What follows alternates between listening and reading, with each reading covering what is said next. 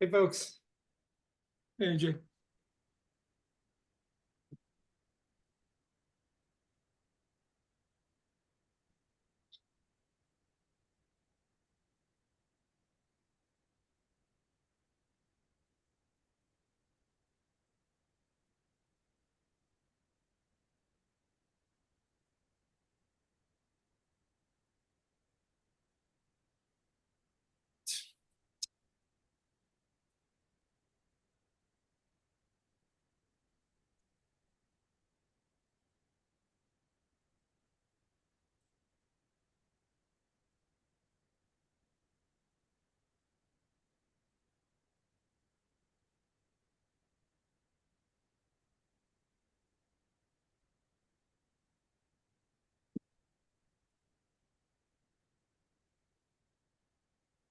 Hello, everybody.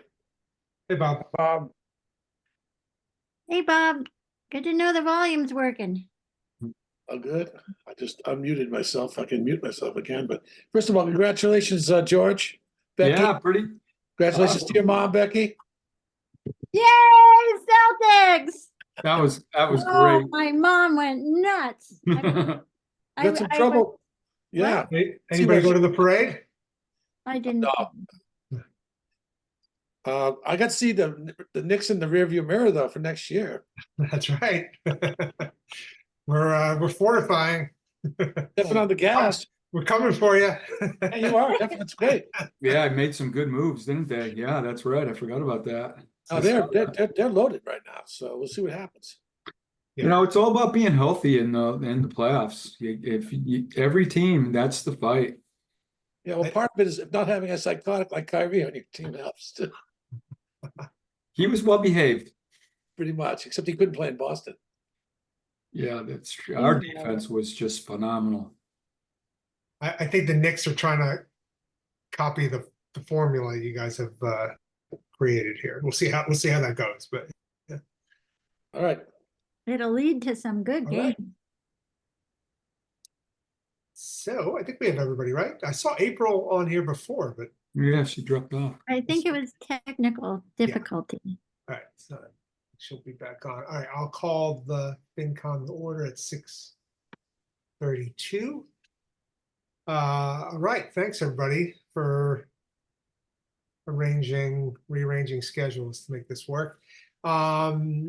So why don't we start? Oh, here's April.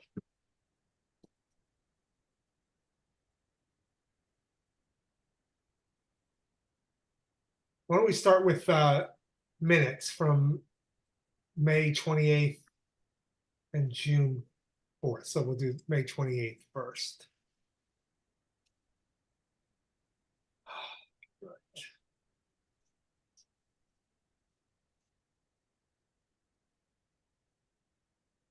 What's that date, AJ?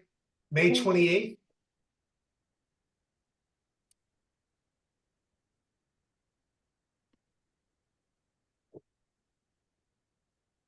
I didn't have any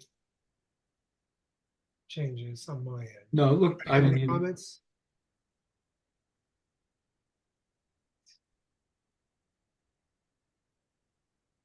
Okay. All right, seeing none, I'll make a motion to approve the May 28th minutes as written. At second. Okay, George, I'll run aside. Bob, you're muted. Groves, aye. Hemingway, aye. Cashew, aye. Ogerai, Is I think April might still be trying to get in. oh, you're Muted. muted. Muted. Walt and I in the meantime? Oh, we got 6-0. We're good. That's enough. All right, April, I hope you're able to at least hear us, but all right, so why don't we look at the June 4th minutes? And this was the joint meeting, right? No. Yeah. Yeah, that's right. April cannot unmute. Okay. You cannot mute or show my Oh, there she is. Can't- Okay. Yes. Got it. Great. But she can check. Good. Thank you, April. Good to see April. I don't know, we just approved the minutes. from No, and May Stein, 28th. Stein, I could hear it. I just couldn't unmute. I don't know. Anyway, here I am. Okay, so this was the joint meeting to discuss the library bid process and their, I guess, recommendation about how to fill the small gap that existed. So anyway, any comments about the minutes or questions about it? Oh, I just have one question. In A, under 2 recommended funding, I thought the earmark was $250,000. Is that true, Becky? Oh, it was always 200. Okay, all right, my mistake. Never mind. Wishful thinking.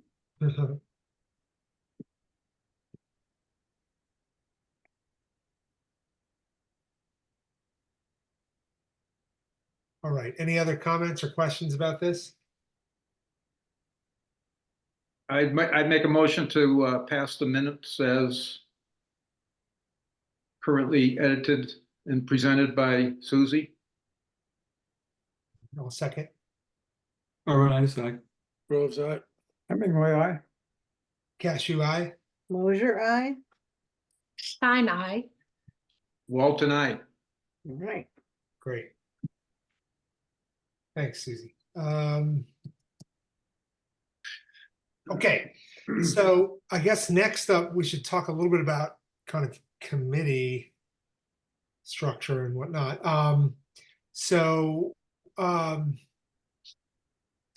I received an email from Paul Lyons. I tried to actually get in touch with him today just to see if there was any additional update, because the last I had heard from him on recruitment for our upcoming vacancy.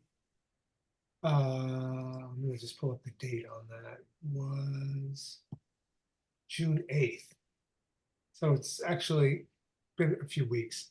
At that time, he had only received a single inquiry. I don't know if anything has happened in the last couple weeks, but I guess this is just one final sort of opportunity that everybody here has to get the word out to anybody that you think might be interested. If you can think of someone and they are interested, I think time is kind of the essence to put them in touch with Paul, because I think in theory he was planning to make an appointment by the end of the fiscal year, which is days away. So yeah. So, and when I put this agenda together, I thought we would discuss committee assignments, but that, of course, that should be like the first thing we do when we have our new member. So we'll table that part of this discussion, but did want to just give you an update on that. I feel like I probably shouldn't. Yeah. Paul did give me the name of the person who's expressed interest, but I'm not sure. I probably should share that. I don't know if he didn't explicitly say whether to make that public or not. So I don't think I'll mention the name. Okay. Let's see.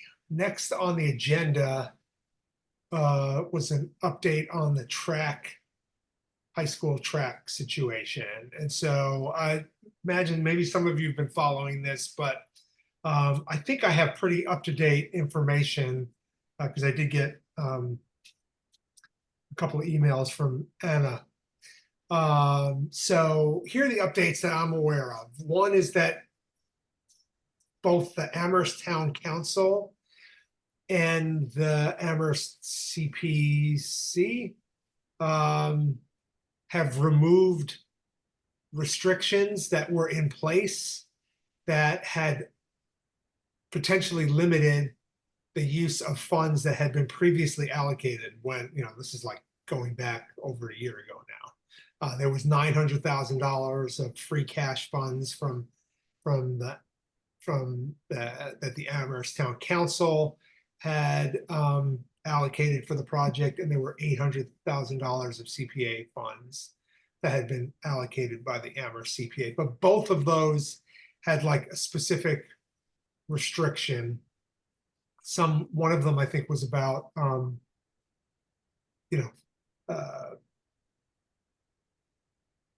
the north-south orientation, like they would only fund that type of project.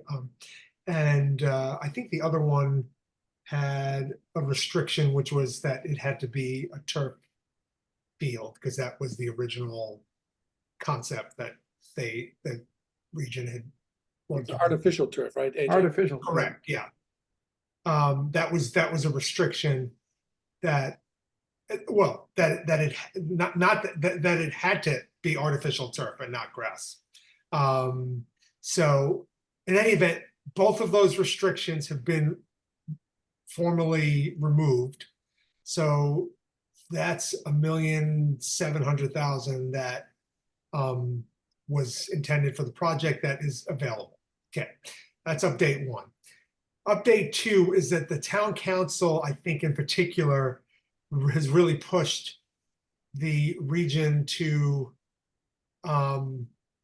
pursue the project that has an internal grass field, expands the number of lanes on the track.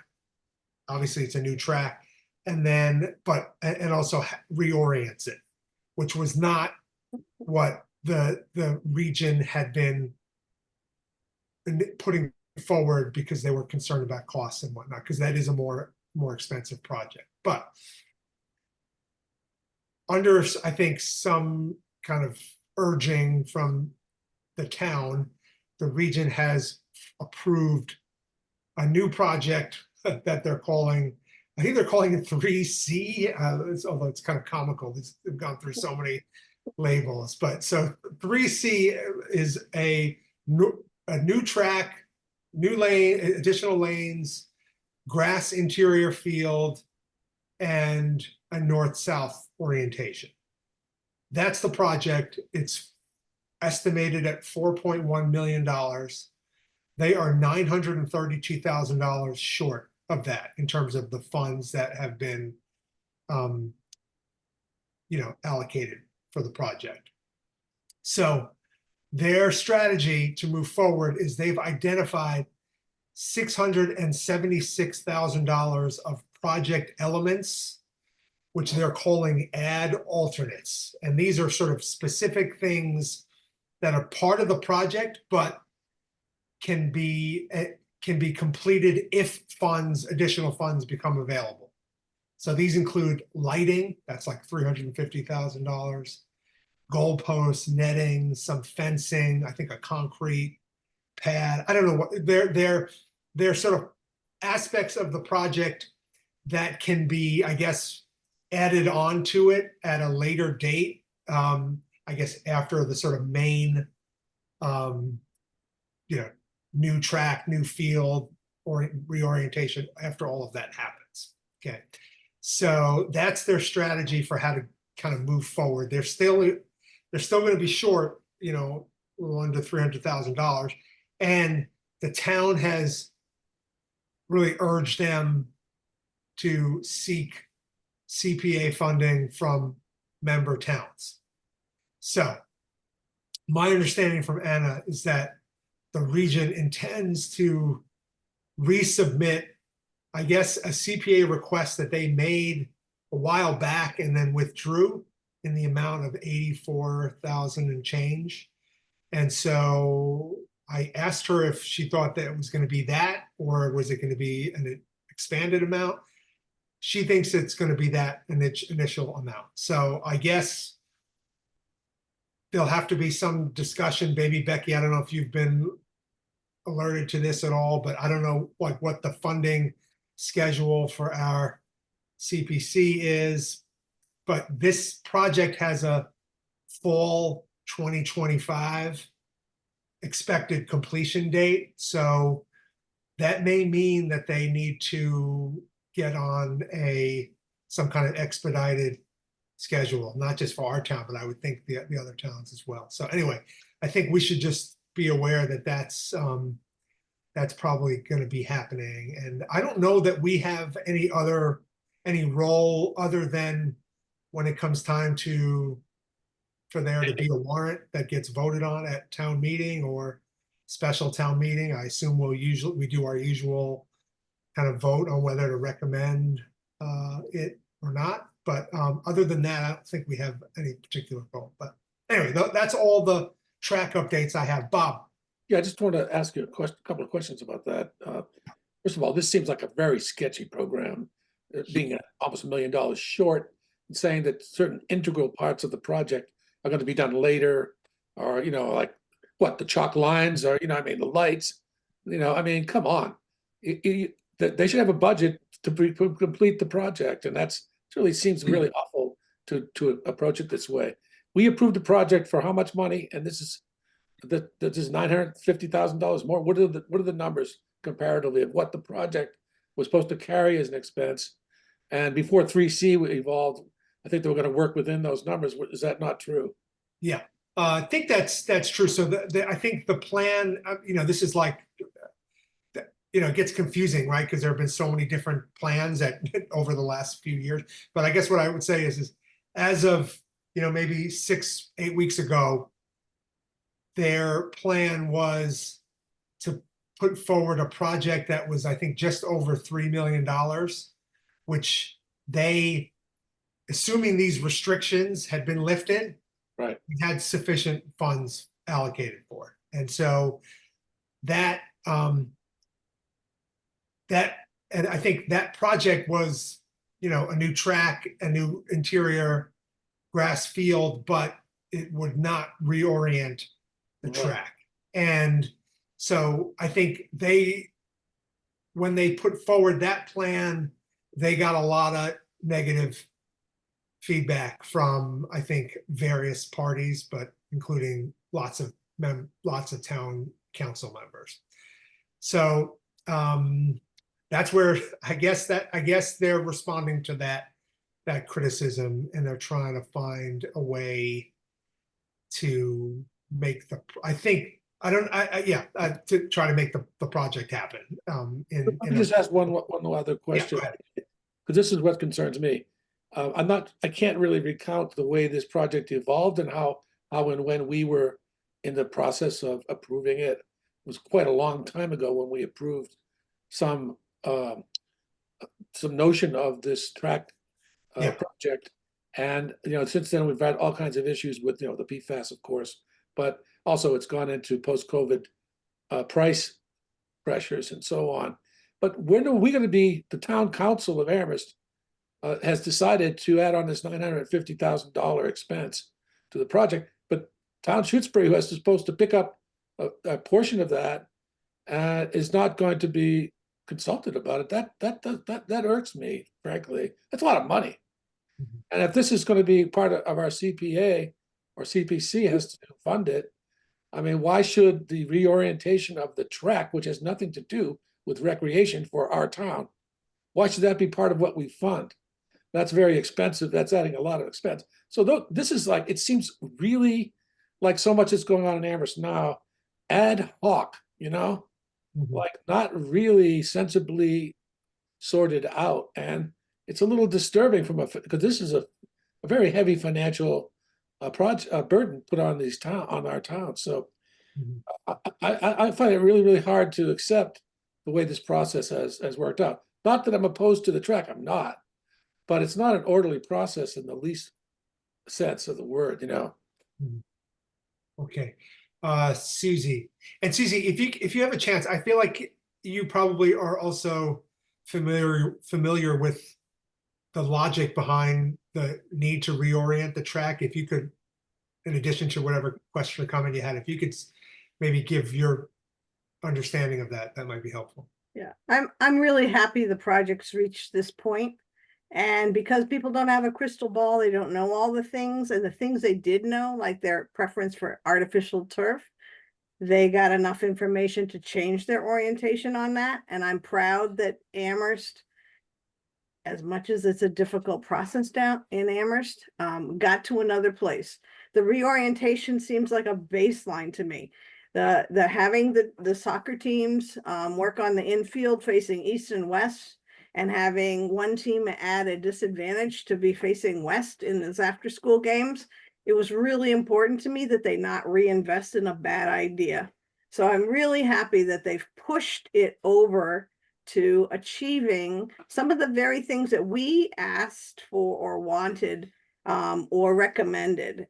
And I think in order to understand the numbers, people on the FinCom need to go back and look at the initial numbers that were put out there. The fact is, this has been time passing, and so I expect things to change. But it sounds like they're working hard to keep it into CPA funding that people had already been apprised of. So I find this to be, as much as it's not a straight line, it represents people at the regional school taking in important information, changing directions, getting information, dealing with realities that are right now. And I am so relieved that they're not going to build a track facing the wrong direction. And the other aspect of moving the track that way is that they would deal with the drainage better, because they would be starting off in a different area. So I feel like they've accomplished a lot of things in this proposal, and I'm really happy that they got there. Okay, Jim Walton. Yeah, AJ, when you were reviewing the project, you talked about an accelerated timeline, and I think you said what they're looking to finish in the fall of 25.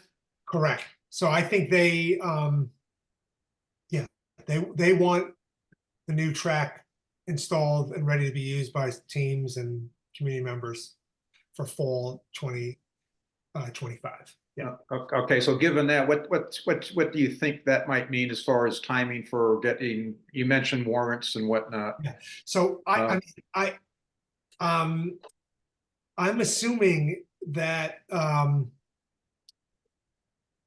if they need, well, I guess I'm assuming that they are going to need to do like a CPA request that's kind of off the typical cycle, right? I mean, it just makes it would seem to me that, like, if we don't actually get to vote on this until our town meeting in the spring, and I mean, maybe I'm wrong about that, but I would assume that they have to do some kind of a request that's off the normal cycle. But Something that would a decision would have to be made sometime prior to the annual town meeting. I would think so. If those are funds that are needed for the project and they're expecting to complete it by, September 2025, it would seem critical that they have that.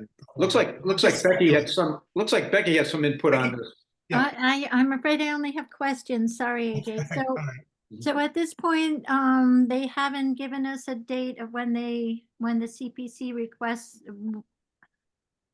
I'm just trying to figure out, because Yeah. I emailed Rita, because she's on CPC, and so she would be involved Yeah. So in making a decision whether or not. And so when I first heard you, I thought you said that they would probably try to do a CPC request in the fall. yeah, I think so. I mean, this is fairly fast moving, because I think they just voted to approve this path at their meeting on Tuesday this week. So I meant to find out, I will find there's a memo that Doug Slaughter had presented to the regional school committee for discussion at this last meeting on Tuesday. I will pull that and I'll share it. But it definitely mentions that they intend to make requests for CPA funds from member towns as recommended by the Amherst Town Council. It didn't specify a time frame though. But I think there was some mention of potentially, I think they used the term off-cycle requests. So to me, that suggests, yeah, like fall, they Okay. be doing that. Jim Hemingway.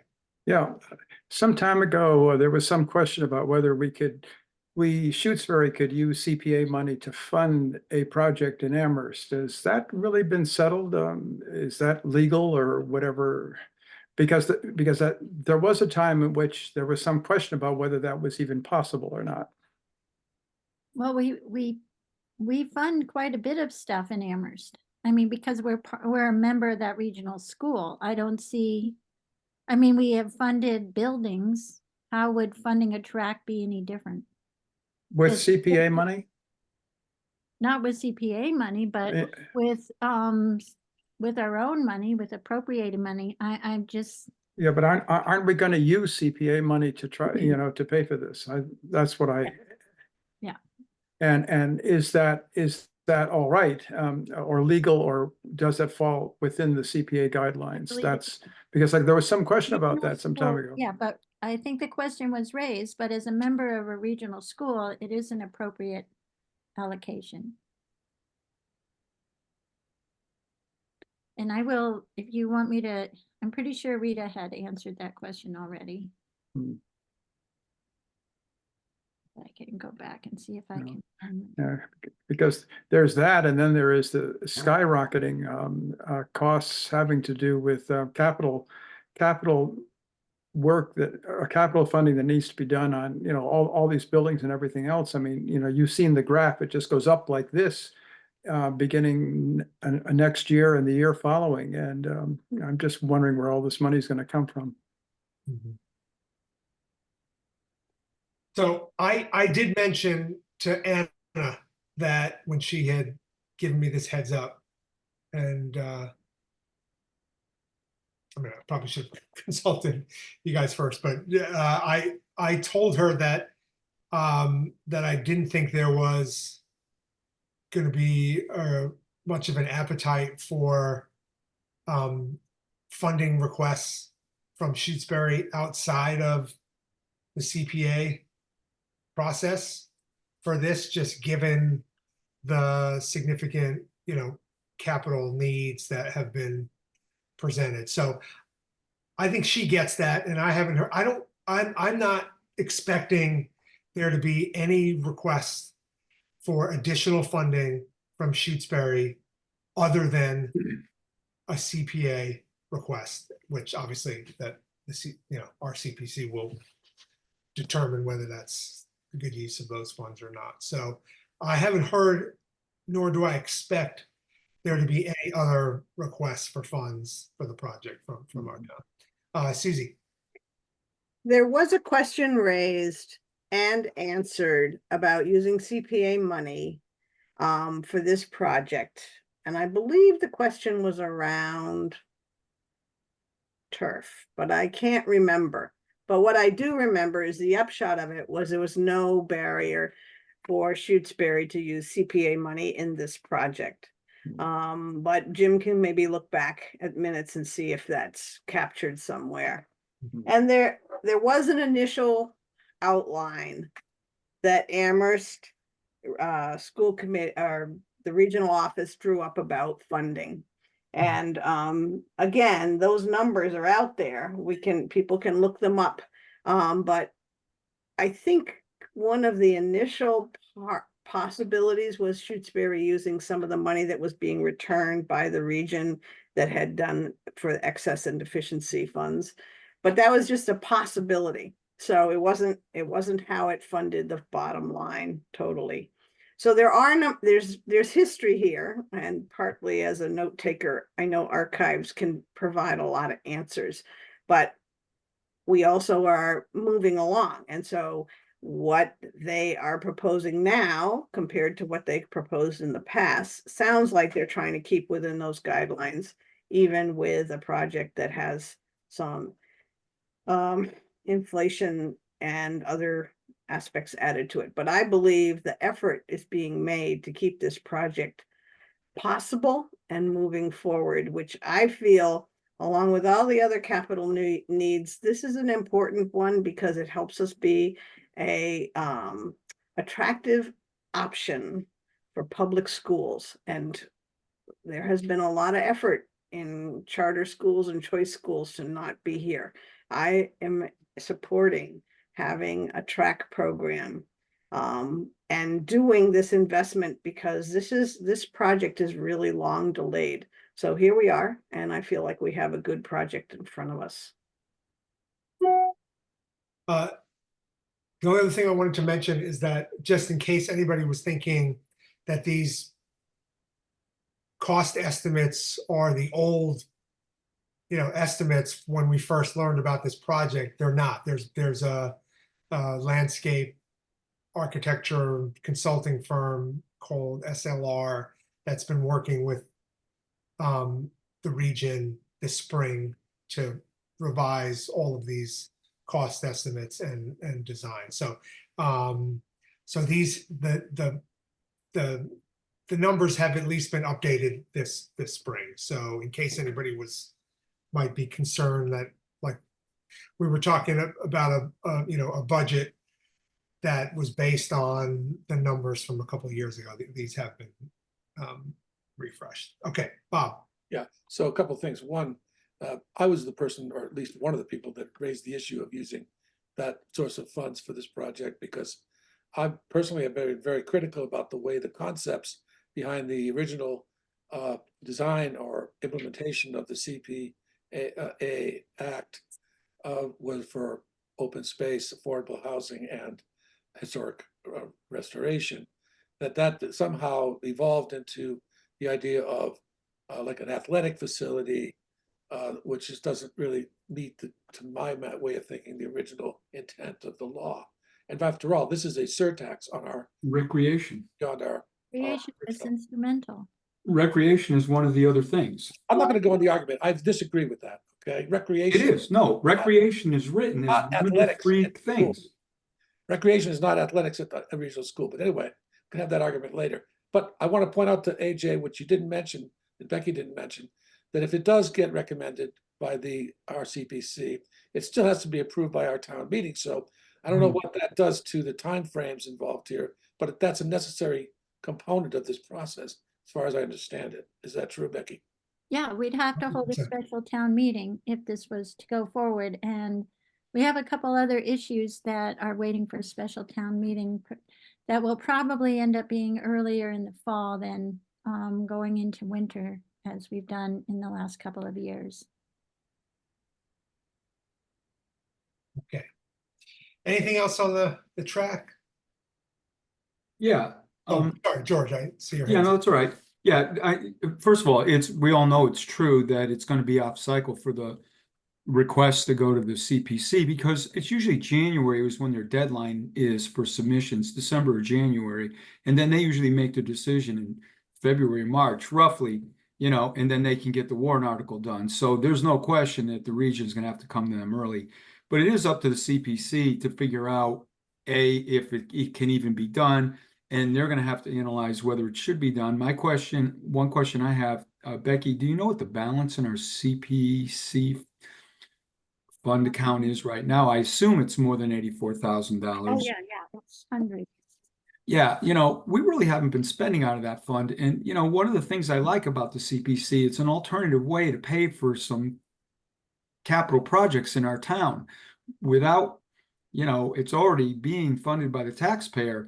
And seeing what I've seen and knowing what I know about the condition of the track and how it's impacting the regional school, I don't think it's unreasonable to look at this as a possible way of funding it. And it does, again, the CPC will decide if it's appropriate or not. And we can certainly address how we fund projects in this town and what we think of this one. It sounds like we all have different opinions, but I'm very supportive of this because this track project has been going on, and it has to be resolved. And it would be a crime not to do it right, not to orient the field. I'm glad we're going to grass, and we're probably not going to have the AstroTurf or artificial turf. Hmm. So, you know, let's see what the CPC says, and then let's have our debate. But I support this use of it, and I think we have a lot of money in the CPC fund, and we haven't been spending it. They're not getting big requests. There's no vision for any of the other things that I'm seeing. So why not use this money now? Okay.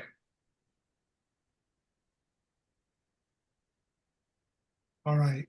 I did, while we were just talking here, I found that memo, so I'm just forwarding it to everybody. So this is, again, this was the memo that Doug Slaughter had shared with the regional school committee, and included the language that they voted on. Okay, so why don't we shift gears? I guess I don't have a lot to say about it, but I think everybody should have received the letter that I shared, that I think some of you probably had already seen, but this was a letter that the town council, I think it came out of the finance committee, and then the town council voted to approve it. But it's a letter to the region about the regional school budgeting process for FY26. Yeah, I don't think there's anything particularly new here, other than, urging them to work on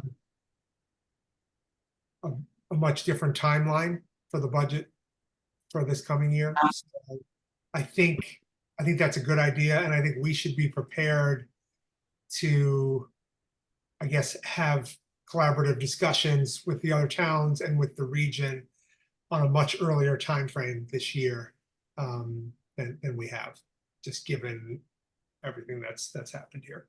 And I think there's some questions here about, right, how are they going to calculate increases? Like what are they going to include? What's going to be included in the base when the region gives us estimates of how what percent increases they're recommending for towns, and then what base is used for estimating guardrails. I guess there's going to be a lot of there's definitely some issues here. So anyway, just wanted to see if folks had questions or comments about it. I see George and then Bob. Yeah, so I saw that the school committee was setting up an ad hoc committee to do a deep dive in the budget to try to find. I was looking at this letter. I didn't see that's not referenced in this letter, right? I just skimmed it real fast because I just saw it. But that's also going on, and so that has to play a part into the whole process. As far as the base goes, yeah, it can get pretty complicated if we're not careful. But isn't the reality we go back to the method that we always use, and everybody's number will be what it is, and then we'll see what the increase is. I hope we don't overcomplicate this. I mean, what we did was certainly unconventional this year, but when it comes to presenting the budget for the first time, the first iteration, I hope that they use the 5-year rolling statutory.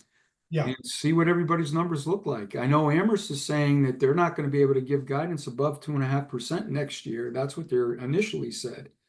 I saw that in the paper today. So, well, it's going to be tough next year. Yeah. Yeah, and just on that on that committee, I think we may have mentioned this at the last meeting, but there was actually an idea to create kind of a committee that would be co-chaired by the Amherst town manager and the superintendent. Did we talk about this at our last meeting? I can't remember. Okay, so there was a proposal that the region actually voted down, which was presented by Irv Rhodes, and that would have created a committee again. That was chaired by the town manager and the new incoming superintendent, and would include representation from the towns, and that committee was going to be tasked with making recommendations for how to create a more sustainable budget moving forward. And that I think there was some concerns about that. And ultimately the committee voted that down. And I think in its place, they're creating, I think, their own internal committee to sort of study the budget sustainability problem issue. So I think that's how they're dealing with it. Okay, Bob? Yeah, I read the letter before our meeting, and just to maybe clarify what George said, I'm not sure that he understood what they were talking about when they were talking about base. What they were saying is that they're granting a 6% increase in last year's F24 budget to 25, but they don't want that new level to be considered to be the base for next year's increase, and that's an important, very difficult stipulation to enforce. And what becomes clear is, since I've been on this committee, I heard from wise men like George Avernaitis that you don't use temporary funding such as ARPA and ESSER to fund your budget, and that's what Amherst Region has been doing, and we're doing it again this year. And this is considered to be really bad practice, not very prudential, and leads to problems. And we are in the midst of a problem created by unwise, inability to deal with the politics and the issues that presented to us. I'm not advocating one way or the other. I'm simply saying, as I was trying to say earlier, that I think we have to have an orderly process, which is reasonable and is practical. And this kind of funding mechanism leads to problems, and we see that clearly now. So next year, if they do start with a budget that's based on the 24 figures, then what's going to happen to the school budget? What's going to happen to the regional budget? It's a mess. It's a total cluster blank, So, and it's happening. It's happening. We have to avoid that kind of thing in our own budgeting, but also in our regional school participation. So yeah, I welcome that we could participate in earlier discussions to address this problem, because it's a thorny issue and it's going to take some major massaging to try to get through it, so I hope that we can meet during the summer with other principals.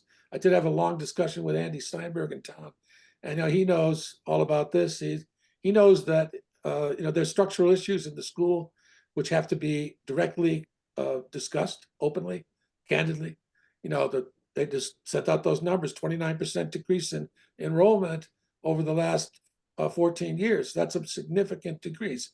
So, anyway, there's lots. I've been trying to raise a lot of these issues myself in our committee, but I think we're going to have to, as members of the region, address all this stuff and come up with the best solution that we can all agree on, but it's not going to be easy. And the base will, George, the base, I don't know how the base could not be what we ended up with this year, but we'll see. Jim Walton? Yeah, I agree with Bob. It's not going to be easy. I always agree with you, Bob, right? Well, when your head's screwed on tight, you do.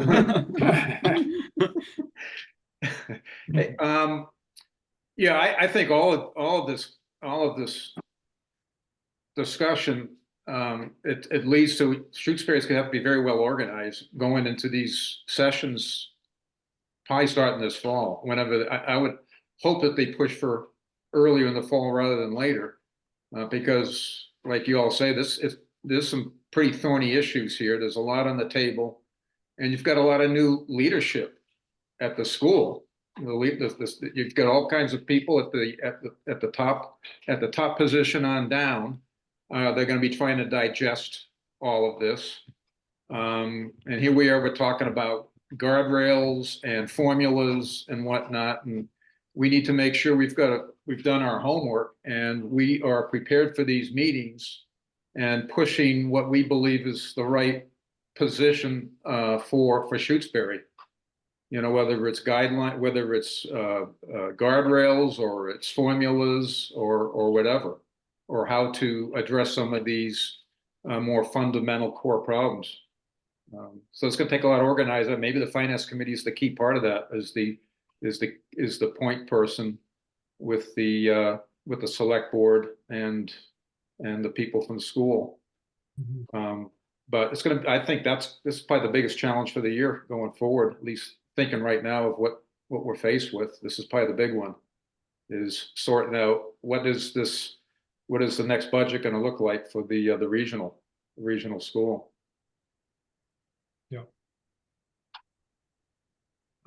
George.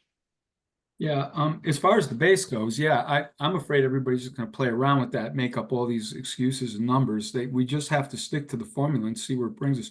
But this is a problem that's been coming, and we've all kind of seen it, but we didn't talk about it because COVID came in and gave us a lot of money to kind of help us with a problem that's been brewing, and we just let it slide. And we're not the only ones. Every town did. And I think in the back of our minds, we thought revenue was going to be the solution from the state. That is, Chapter 70 was going to come in at some point, and it's just not happening.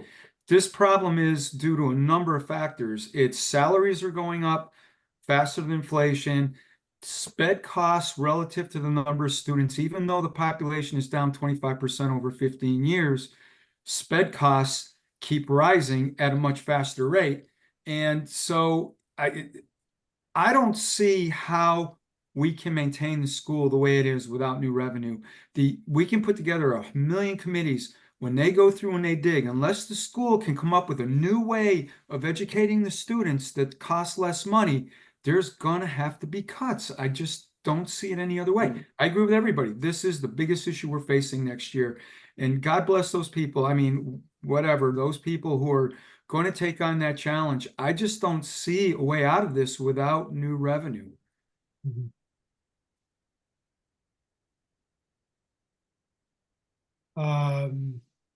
Becky, I saw your hand shoot up there. Yeah, go ahead.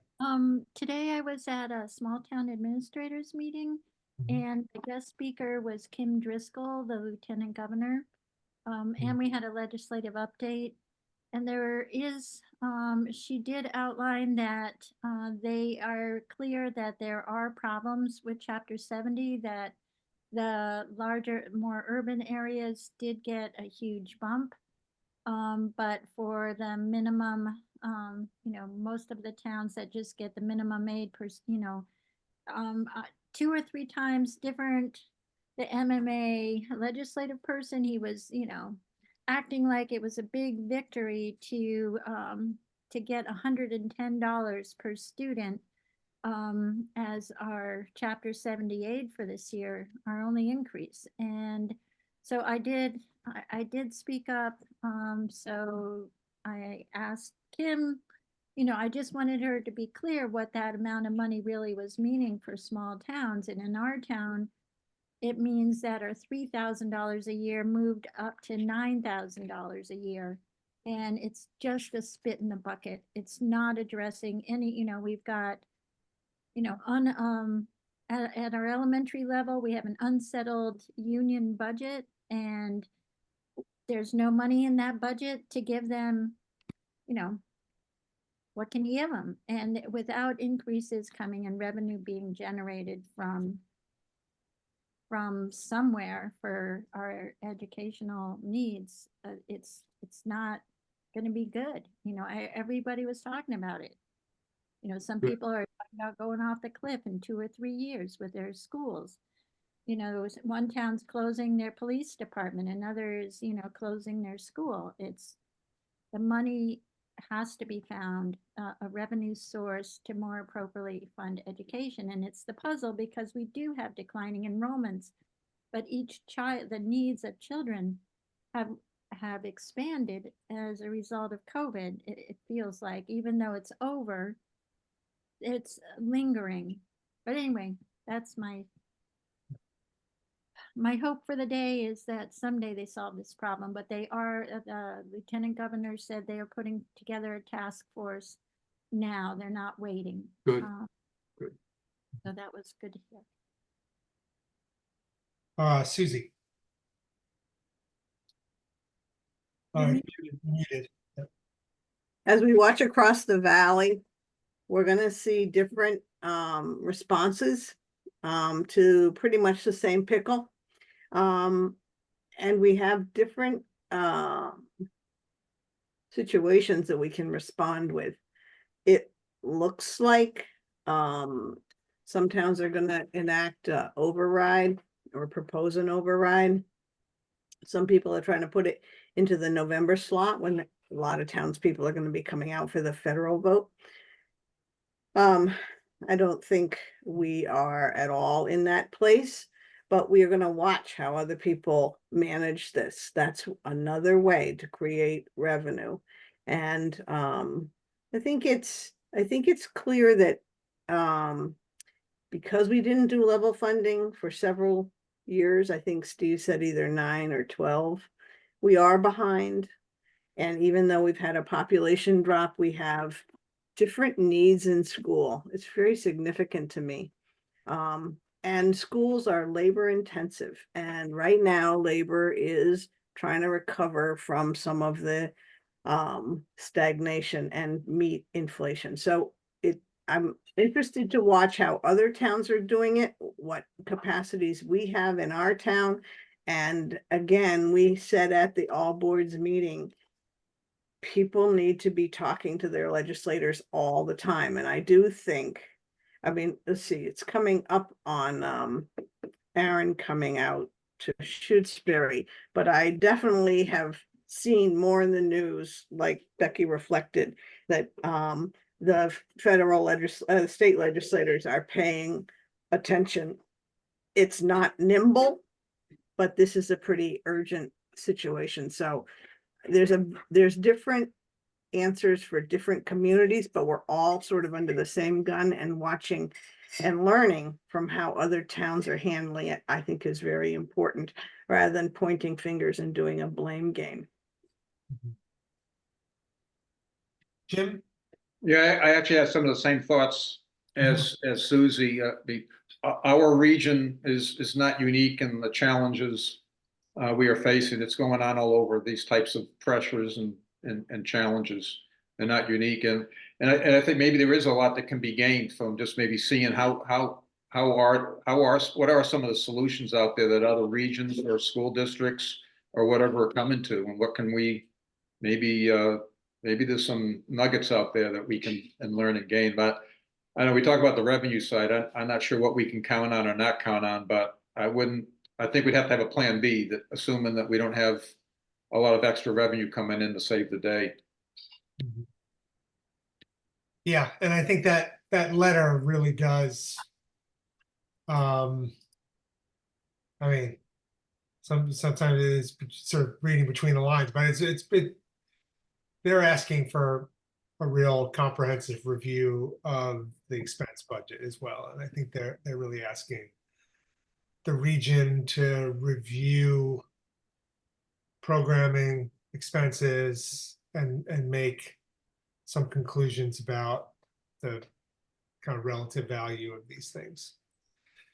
So I think what it means for us is, we should be prepared for some discussion to happen as early as August.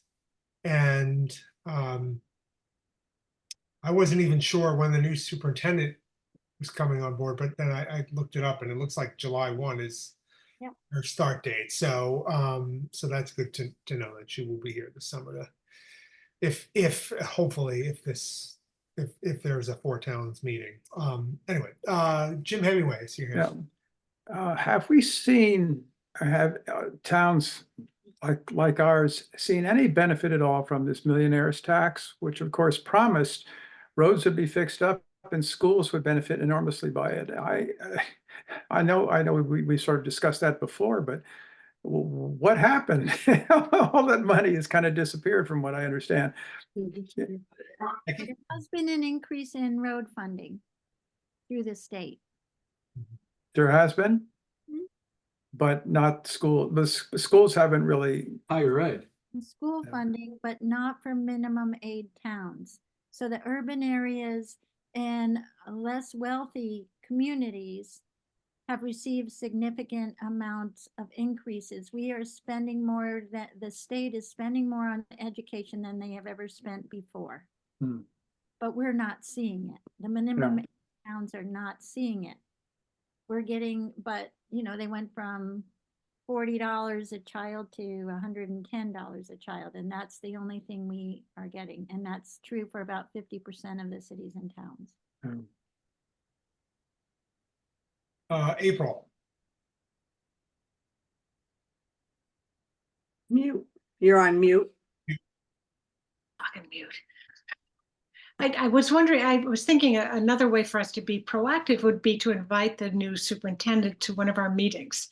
And just to sort of get some sense from her, and so she gets a sense from us, because I think our committee really came up with a lot of good ideas that helped the region through this most recent budget crisis. You know, we really, I think, in many ways spearheaded, you know, some of the changes that at least got us to where we are now. But I wonder if having her come to one of our meetings would be a way to just introduce her to who we are, and, you know, and maybe do it jointly with the other small towns. Something to that effect. Interesting idea, yeah. Susie. A lot of the money, there was a big initiative for community colleges. So it did go to education, but not at our level. And it's not like community colleges had been well supported. So this is where it went. It didn't disappear. It didn't go to us that much. All right. Okay, so I'm sure, look, we're gonna be talking about this probably pretty much every meeting we have this year. So let's keep, you know, let's keep listening and talking about it. And you know, I think if there does become an opportunity for a subset of us to participate, if there's some kind of committee formed, like with other towns, I don't think there's anything in place right now, but you know, we should think about you know, who's interested in participating in that. Okay, I think we've got, for the rest of our meeting, I think we've got a bunch of like closeout and transfer request things to deal with. So Becky, maybe we can start with, I think you told me about at least 2 different transfer requests that we need to talk about tonight. One for the drilling and then one for gasoline. Is that right? Right. So I need about $8,000 for diesel and unleaded gas. I think to pay what I have on hand. And then the other issue is we have had a resurgence of activity at the fire station regarding the gasoline. And at this point, to try to determine the furthest extent of the area, we need to put in 2 new wells. We did find a second well that is saving us from having to do 3 wells, but to put in the 2 new wells on 60 Leverett, we also will need to, we have a quote from the consultant who will be writing the reports and directing the activity. We'll need to drill the 2 wells, and then there'll be multiple rounds of testing the contaminated soil. So the total cost that we're looking for is $14,300. And that's for the drilling the 2 wells. Does that also include the subsequent testing that's going to need to be done? Or is that testing, all the reporting, all the work with a consultant throughout this process through August to get in mandated reports to DEP. okay? Why don't we see if there are any questions on the fire station remediation work? So does anybody have any questions or comments about that? Nope, gotta do it. Bob? we Yep. have test wells there, then they just, they do periodic testing of the wells, and they've detected this substance in the wells. Is that what's happening? Yes, we have, I think it's in the total about 11 wells around the fire station. We did find, and then we found the one that's right across the street. We found the one that was in 60 Leverett's yard. We now need to do one at the end, the far end of their yard and to the south. So we need to drill more wells? Yes, we need to drill 2 more That's what wells. money's for? Yes. Thank you. Yeah, that's something we have to do. Okay. Any other questions? All right, I will make a motion to transfer $14,300 from FinCom reserves for the purpose of drilling and testing at the fire station. Was it 14.3 or 14.8?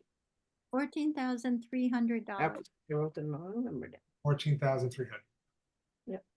Second, Okay, Bob seconded. And any further discussion?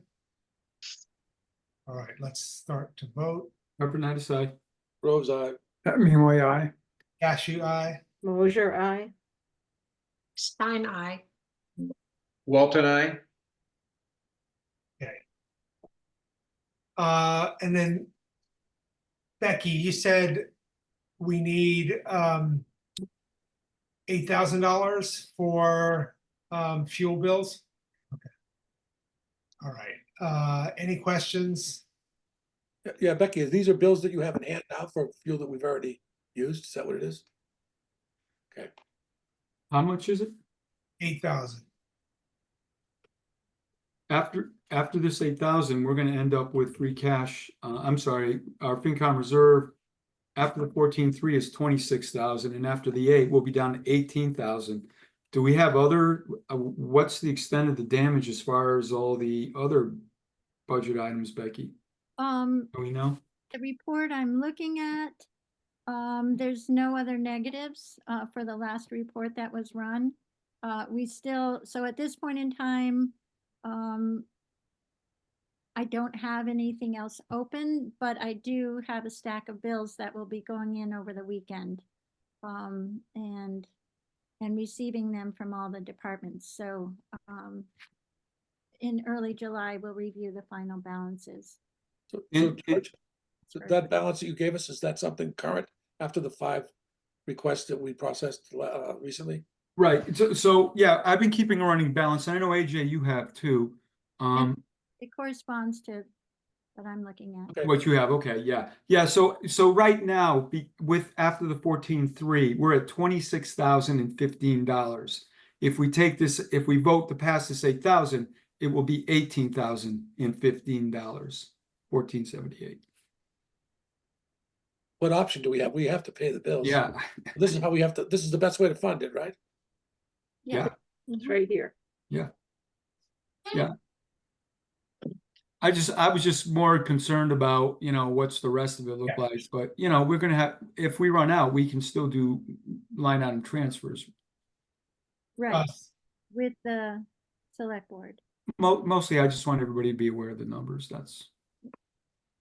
George, I'm a little behind you, but I'm getting $18,014. Is that what you have? Yep, and 78 cents, yep. 78 cents? Okay, got it. Yep. All right, Jim, Walton? The over on this, is it driven by higher costs, or is it higher usage, or some combination? Well, cost impacted the fuel this year. And the usage is increasing because we, for half the year, we're now back to 3 highway workers. So vehicles are getting used more often, and we now have 3 full-time officers in the police department for a good part of the year. So we are using more fuel with a more stabilized staffing. Okay, so given that, do we think we're covered with this new fiscal year that we're going into for from a budget perspective? We did make, Because we're gonna have these higher staffing for this fiscal year, right? And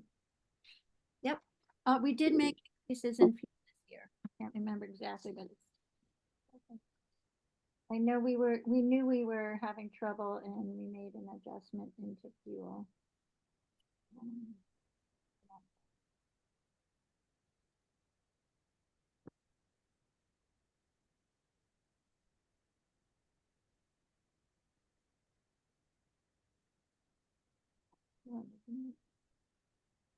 All right, so we added $6,000 this year.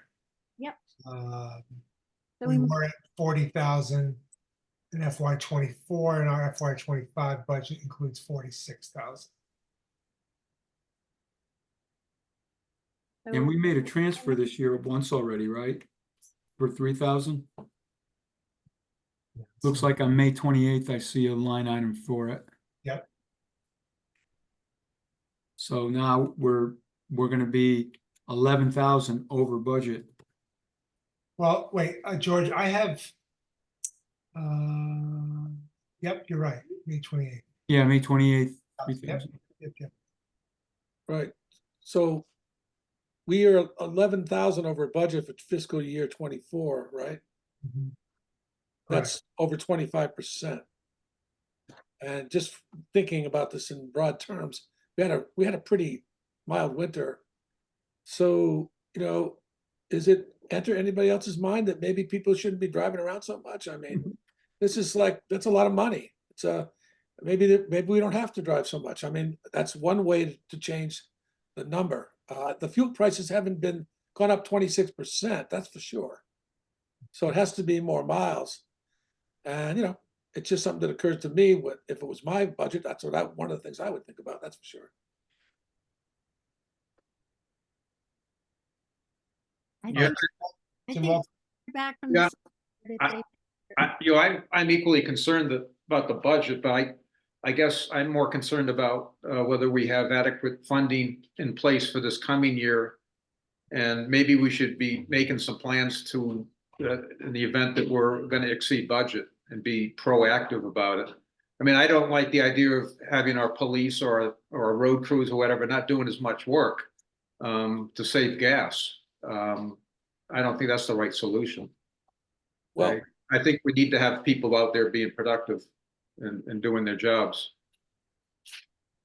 Well, one thing I'll say just is that this has always blown my mind is that police never ever turn their car off. Kristen was giving us the specs on the vehicles that she owns, and she gave the engine hours and the mileage, and the engine hours are incredibly long compared to the mileage because, and I don't get it. These cars don't have a problem starting, do they? I mean, like, turn the key, boom, it starts.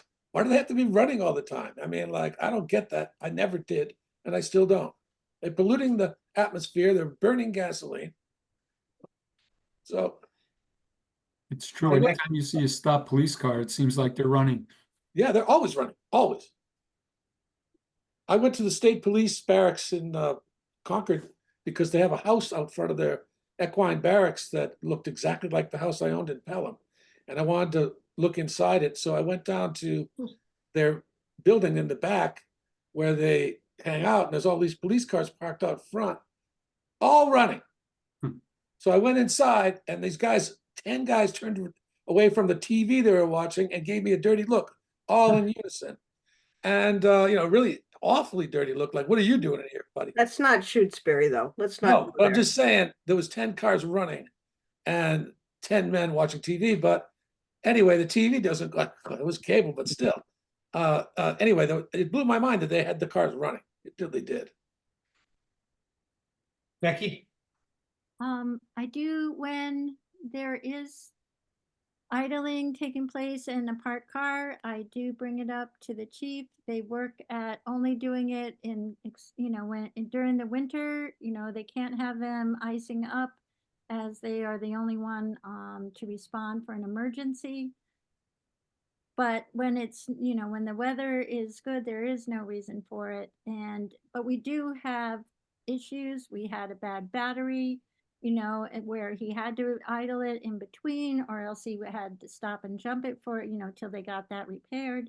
So they come up with those situations, but overall, they do a much better job of turning off their vehicles when it's reasonable for them to do so.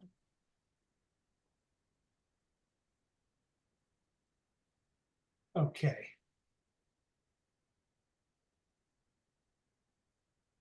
Any other questions about this transfer request? All right, so I'll make a motion to transfer $8,000 from FinCom reserves to the fuel line. I'll second that. All right, George, Overnight, I. Groves, aye. Hemingway, aye. Cashew, aye. Mosier, aye. Stein, aye. Walton, I. And Becky, that's the last, right? I mean, I assume you have all of the bills on fuel that we're gonna have for FY. Well, Right, you might yeah. not, you might have some We more, might have some more. I'm not sure. All right, so we might actually be more than 11K. Well, yeah, All right, let's see. hopefully not. Okay. All right, any other transfer requests that we need to discuss tonight? That was it, right? That was it for tonight, and then Okay. And then is there any other FY 24 closeout issues for us to discuss or anything? not till we get everything, all the final bills in. Okay, got it. And get the bulk of those in before the next meeting, I hope. Okay, got it. All right, any committee updates or news that anybody wants to share? Okay, Yeah, there's been nothing at the personnel board. We haven't met. all right, Susie. The school committee met last week. They have hired the new principal for SES. She's coming down from Winchendon. And the school committee saw that she was hired at 110 thousand. So they needed they needed to acknowledge it why is this number not working out for me? Yeah, 5,000 more than was allocated in the principal's salary.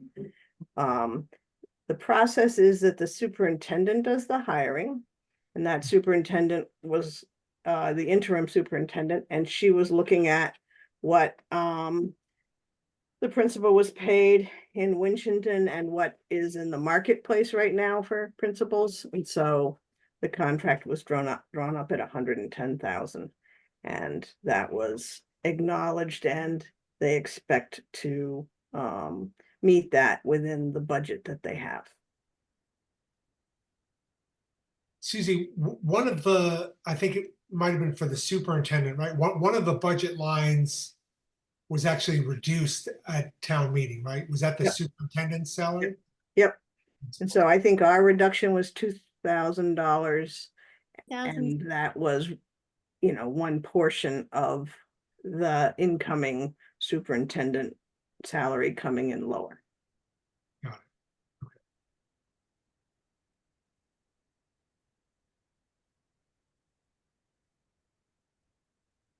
So this $5,000 is above what was previously in place under Well, Jackie. It was what was written into the budget was. Why am I coming up with a funny number? Geez, I've gone through this number before. Let me look at my folder.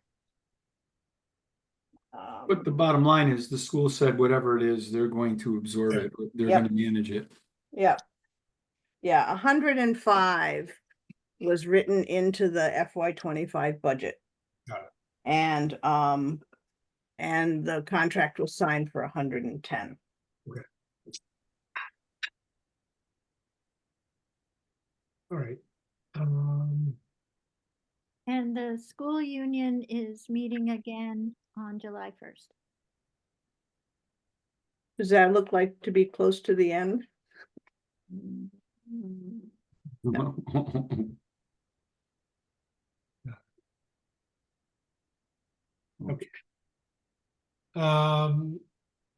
Jim, Walton, Mm. your last meeting tonight?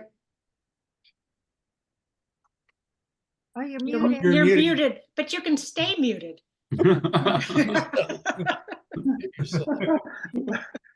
Yeah, I guess so, AJ, unless you call another one in the next few days. That's too late.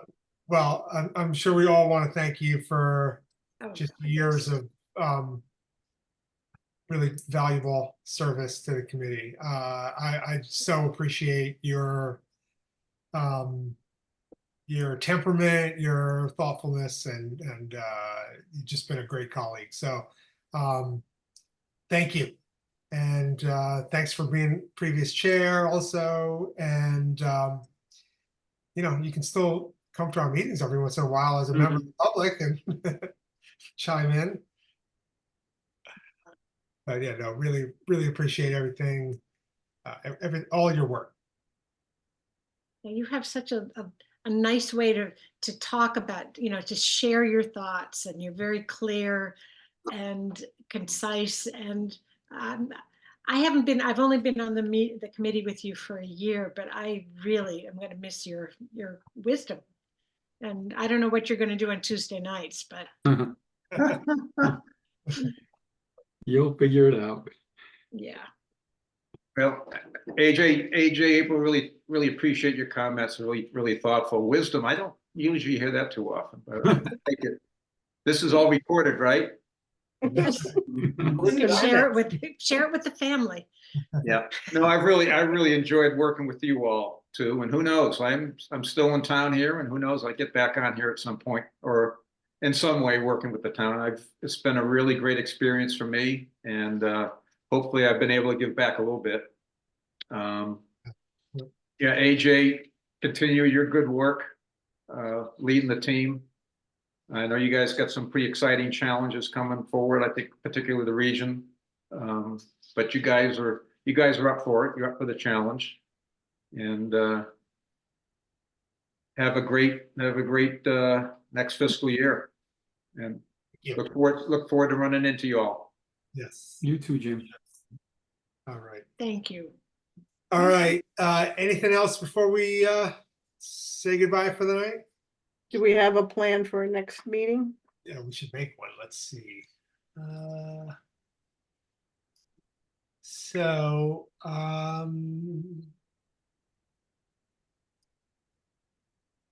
what about the 16th? That's the off day, right? That's not select board's night. Right. July 16th. Right, that's perfect. Okay. Does that work for folks? Yes, Yep. yes. Okay. All right. So next meeting, Tuesday the 16th, and I think hopefully we'll have a new member, and I think among other things we'll do all of our assignments for the upcoming year. That we'll make those decisions on the 16th. Okay. I'll have things ready for a closing. Great. Okay. Good night, everybody. Good Good night. night. Sorry. We need to vote to adjourn. I can't remember. Yes, we're supposed to. All right. I want one more vote. Yeah. To adjourn. So I'll make a motion to adjourn our meeting. Second. All right, George. Have a nice day. Grove's eye. Hemingway, aye. Cashew eye. I almost forgot. What's Mosher, aye. Stein, aye, and for the last time. The last time Walton says aye. There we go. Oi. Appreciate it. All right. All the best. Have a great next year. You All too. right. All right, take care, Jim. Take care. All right, bye, everyone. Bye-bye.